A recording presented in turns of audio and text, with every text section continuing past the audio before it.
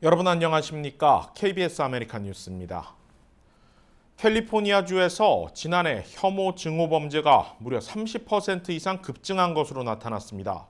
캘리포니아주 법무부가 발표한 연례 증오 범죄 보고서에서 이같이 집계됐는데요.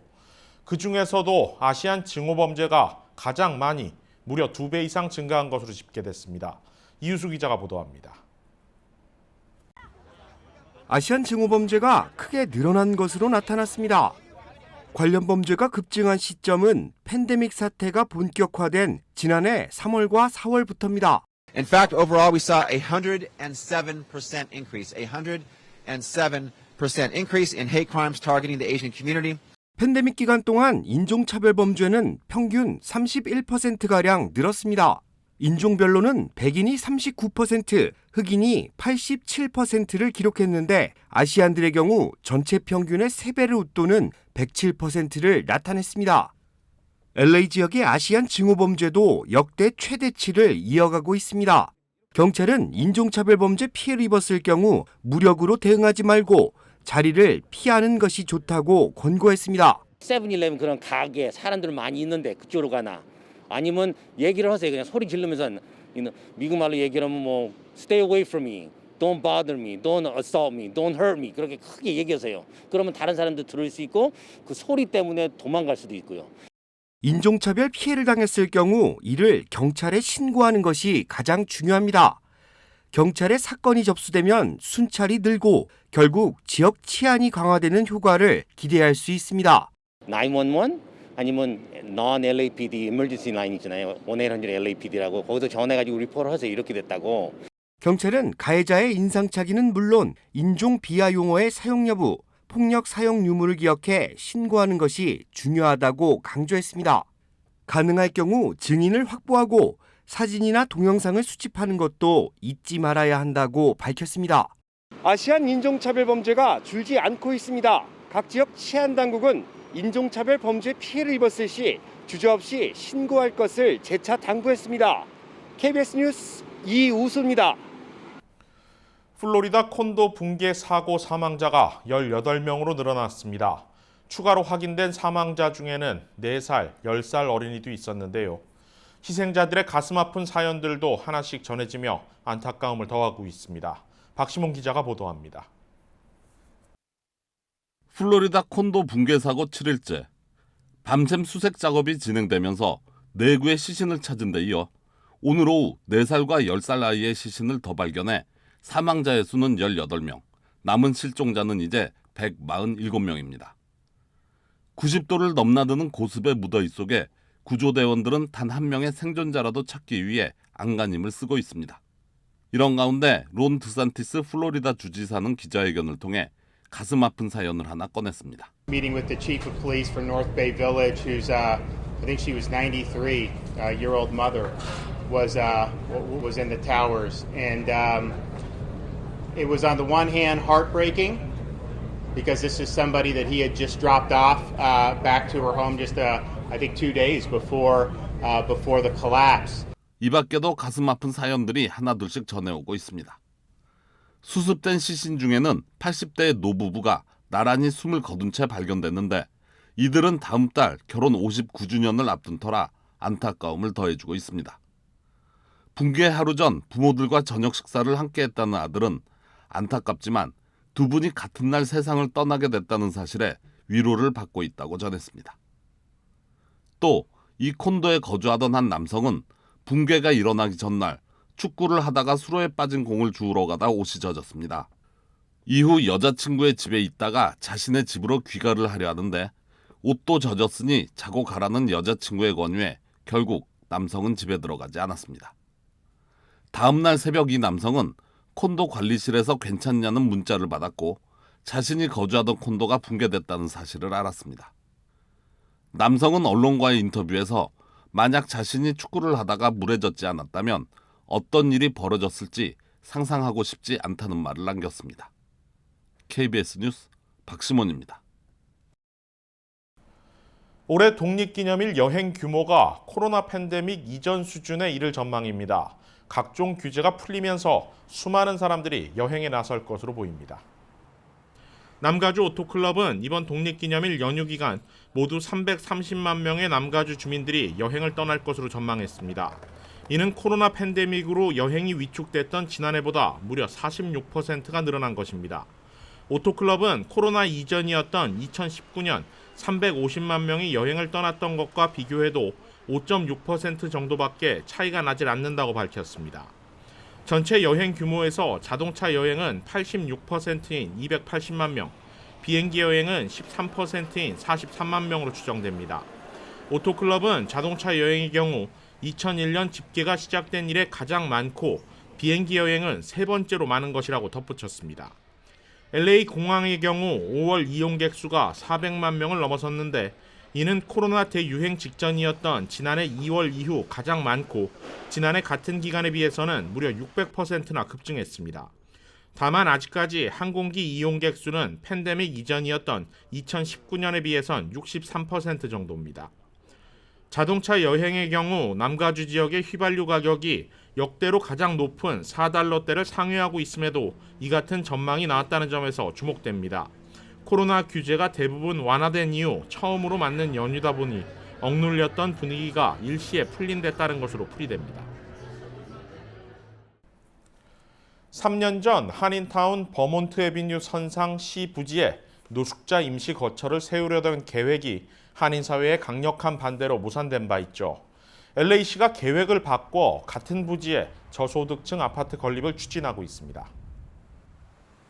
LA시 의회는 어제 주택소위원회에서 올라온 한인타운 내 저소득층 아파트 건립안을 전체 회의에 상정하는 안을 표결에 붙여 15명 시의원 만장일치로 통과시켰습니다.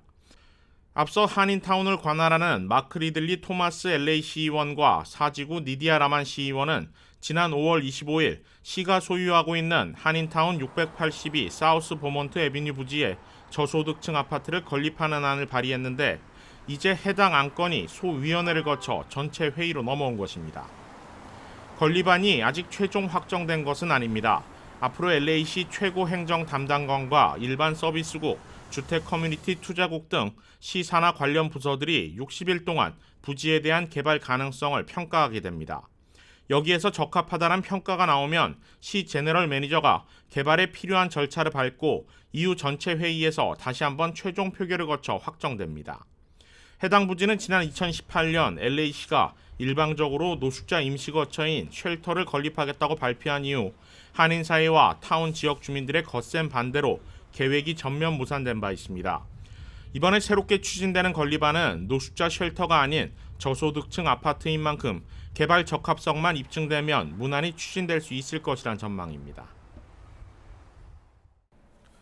코로나19 이후 어려워진 식당과 술집 등을 살리기 위해 한시적으로 시행되고 있는 야외 영업 허가가 1년 더 연장됐습니다. 본격적인 경제 정상화 속에 식당들의 운영에도 숨통이 트일 것으로 보입니다. 에릭 가세트 LA 시장은 식당 앞 거리나 주차장에 천막을 설치해 야외 영업을 하는 알프레스코 프로그램의 연장 운영을 어제 승인했습니다. 이번 연장은 시장 직권인 긴급 조례안 승인 형태로 이뤄졌는데 만약 LA 시의회가 연장안을 공식 승인할 경우 향후 3년 동안 야외 영업이 허용될 수도 있습니다. 여기에 더해 LA 시의회는 야외 영업을 아예 영구화시키는 방안도 추진 중입니다. 다만 협소해진 주차 공간과 소음으로 인한 주민들의 항의, 장애인들을 위한 시설 미비 등의 이유로 아직까지는 규제 수립 이전 타당성 검토만 이뤄지고 있습니다. 일단 한시적으로나마 야외 영업 연장으로 식당 업주들은 코로나19로 입은 경제적 타격을 만회할 기반이 생겼습니다.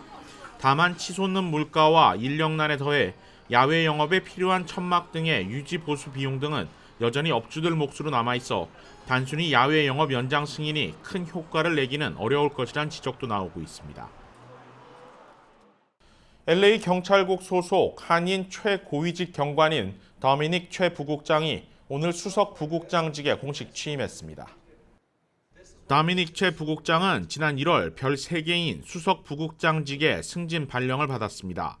그러나 코로나 팬데믹과 경찰 예산 삭감 등으로 6개월가량 취임이 미뤄졌다 오늘 공식 취임했습니다. 마이클 무어 경찰국장에 이어 서열 2위인 어시스턴트 치프 수석 부국장직은 LAPD 내 전체 3명뿐으로 각각 10개 이상의 LAPD 부서와 디비전 팀을 총괄하는 임무를 수행합니다. 1995년 LAPD에서 공무를 시작한 최수석 부국장은 지난 2017년 커맨더를 거쳐 2019년 데퓨티 치프인 부국장직에 오르며 LAPD 150년 역사상 한인으로 최고위직에 오른 바 있습니다. 한인타운 시니어 커뮤니티 센터는 오늘 일선 현장에서 방역 위험에 노출돼 있는 경찰과 소방관들을 위해 마스크를 전달했습니다. 오늘 행사에는 랄프 라미레즈 서부 지역 커맨더를 비롯한 경찰과 시 소방국 관계자들이 참석했습니다. 퍼시픽 스테이트 대학이 기증한 KN95 마스크는 모두 5만 장으로 LAPD 서부 지역 5개 경찰서와 LA시 소방국, 한인타운 노인 아파트와 센터 회원들에게 골고루 전달됐습니다. 한인타운 시니어 커뮤니티 센터는 지난해 3월 코로나 팬데믹 이후 20차례 이상 마스크와 도시락 등 물품들을 무료로 지역 기관들과 단체들에게 전달했고 시니어들을 위한 무료 백신 검사와 접종 행사를 여는 등 커뮤니티 지원 활동을 계속해오고 있습니다. 남가주 샌디에이고에 본부를 두고 미 전역과 해외에 마약을 판매한 조직 일당 60명이 연방사법당국에 의해 무더기로 기소됐습니다. 연방검찰은 지난 1년간의 수사 끝에 지난 5월 샌디에이고 연방대배심에 영장을 청구했고 모두 60명을 마약류 운반 판매와 돈 세탁 혐의로 기소했다고 밝혔습니다. 또 수사 과정에서 메스암페타민 220파운드와 총기류 90정, 현금 25만 달러도 압수했습니다. 검찰에 따르면 이번 마약 조직은 멕시코의 시날로아 카르텔로부터 메스암페타민 수천 파운드를 사들인 후 승용차나 오토바이의 비밀 공간에 숨겨 미국에 들여왔습니다. 이후 반입된 마약들은 하와이와 애리조나, 텍사스 등 미국 내 14개 주와 호주와 뉴질랜드 등 해외로까지 판매된 것으로 확인됐습니다. 기소된 사람은 대부분 샌디에이고 출신으로 검찰은 현재 44명이 체포 구금됐고 16명이 수배 중이라고 밝혔습니다. 마약범으로 기소되면 최소 10년형에서 종신형까지의 형량을 선고받게 됩니다. 어제 발표됐던 뉴욕시장 예비선거 1차 개표 결과에서 오류가 있었던 것으로 확인됐습니다. 선관위가 직접 오류를 인정하고 사과했는데요. 새로 집계된 결과는 다음 주에 발표될 예정입니다. 제휴사 뉴욕 KBTV가 보도합니다. CNN 뉴스에 따르면 어제 선관위는 실시간으로 게시하던 집계 결과에 오류가 있음을 인정하고 발표된 개표 기록을 모두 삭제했습니다.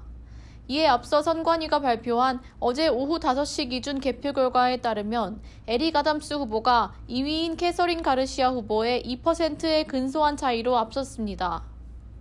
이는 지난 투표 당일 아담스 후보가 2위인 마야 와일리 후보와 3위인 가르시아 후보에 각각 9%, 11%씩 앞섰던 결과와 큰 차이를 보이는 득표율이어서 유권자와 선거인단이 놀라워했습니다.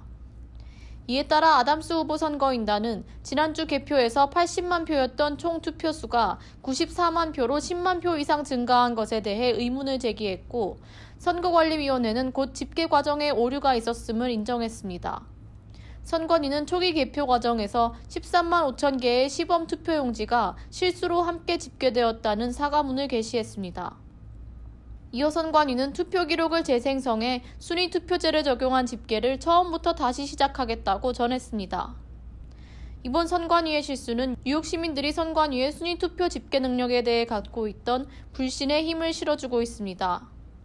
전문가들은 선관위는 그동안 실수가 잦았으며 정치 자금을 수령한다는 이유로 악명이 높았다며 특히 이번 실수는 미국 내 보수 진영과 지방자치당국이 투표제 개정을 요구할 근거로 사용할 위험이 있다고 지적했습니다. 선관위의 실수에 대해 아담스 후보는 선관위의 오류 인정에 감사를 전하며 정확하고 보완된 결과가 나오기를 기대한다고 밝혔습니다. 전문가들은 어제 개표에 오류가 있었지만 새 개표에서도 아담스와 가르시아 후보가 접전을 펼칠 가능성이 있다고 예측하고 있습니다. 이는 투표 당일 발표된 개표 결과는 사전 투표와 당일 투표만을 집계한 것으로 어제까지 접수를 받은 부재자 투표는 반영되지 않았기 때문입니다. 부재자 투표를 포함한 최종 개표 결과는 7월 12일 이후에 발표될 예정입니다. KBTV 뉴스 김현지입니다.